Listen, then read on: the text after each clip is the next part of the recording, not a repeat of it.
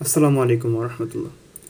জৈব যৌগের সক্রিয়তাক্রম মনে রাখতে আমাদের অনেকেরই অনেক কষ্ট হয়। আমাদের এখান থেকে অসংখ্য এমসিকিউ আসে, কিন্তু আমরা অনেকেই ভুল করে ফেলি। তো কিভাবে আমরা খুব সহজেই আমাদের জৈব যৌগের সক্রিয়তাক্রমগুলো মনে রাখতে পারি, সেজন্য আমরা আজকের এই ভিডিওটি শেষ পর্যন্ত দেখব ইনশাআল্লাহ। শুরুতেই আমরা একটি টেকনিক মনে রাখবো, সেটা হচ্ছে গিয়ে ও হ্যাঁ কার্বন আয়ন অপসারণ সত্য। আবারও বলি, ও হ্যাঁ সি মাইনাস মানে কার্বন আয়ন অপসারণ সত্য। এটাতে কী মনে রাখবো যে অ্যালকোহল হ্যালাইড কার্বন আয়ন অপসারণ বিক্রিয়া E1 এবং E2 বিক্রিয়া এবং SN1 বিক্রিয়া এগুলো সত্য। অর্থাৎ স্বাভাবিকভাবে কি সত্য বলতে হচ্ছে নর্মাল তো 3 বড়, তারপর 2, তারপর 1, তারপর 0, তাই না? তার মানে এইসবের ক্ষেত্রে যেগুলো বললাম আমরা, এগুলোর ক্ষেত্রে হচ্ছে 3 যে আসলে সত্যি সত্যি বড়, 3 বড়, তারপরে 2 বড়, অবশ্যই তারপরে 1 বড়, তাই না? তার মানে 0 থেকে 1 বড়, 1 থেকে 2 বড়, 2 থেকে 3 বড়, মানে সত্য, রাইট? এটা হচ্ছে কি সত্য। আমরা এটাতে মনে রাখতে পারি যে ও হ্যাঁ কার্বন আয়ন অপসারণ সত্য। এগুলো ছাড়া বাকি যা কিছু আছে সবগুলো হচ্ছে গিয়ে কি এর বিপরীত। অর্থাৎ সক্রিয়তার ক্ষেত্রে হচ্ছে আমাদের কার্বন আয়ন SN1 E1 এবং E2 বিক্রিয়া অপসারণ বিক্রিয়া, অ্যালকোহলের সক্রিয়তা হ্যালাইড, হ্যালাইড যেগুলো আছে, তার মানে কি এগুলোর হচ্ছে গিয়ে সক্রিয়তাক্রম হচ্ছে গিয়ে 3 ডিগ্রি, 2 ডিগ্রি, 1 ডিগ্রি, 0 ডিগ্রি। ওকে, এছাড়া যত কিছু আছে সব হচ্ছে গিয়ে এর বিপরীতটা, 0 ডিগ্রি, 1 ডিগ্রি, 2 ডিগ্রি, 3 ডিগ্রি, উল্টাটা।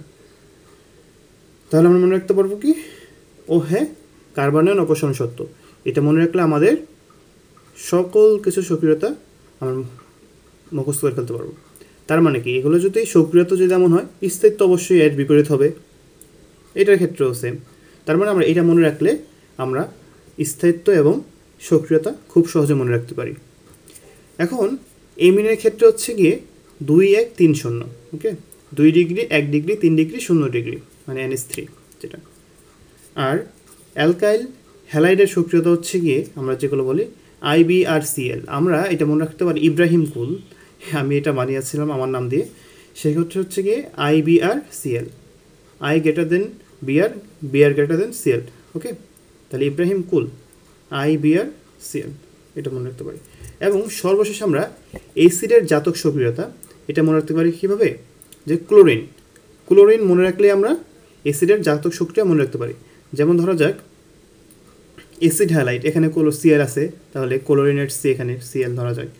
তারপর এখানে অ্যানহাইড্রাইট হচ্ছে গিয়ে RCOO2O, তার মানে এখানে কি আমাদের কি আছে, এখানে 2টা O আছে, তাই না?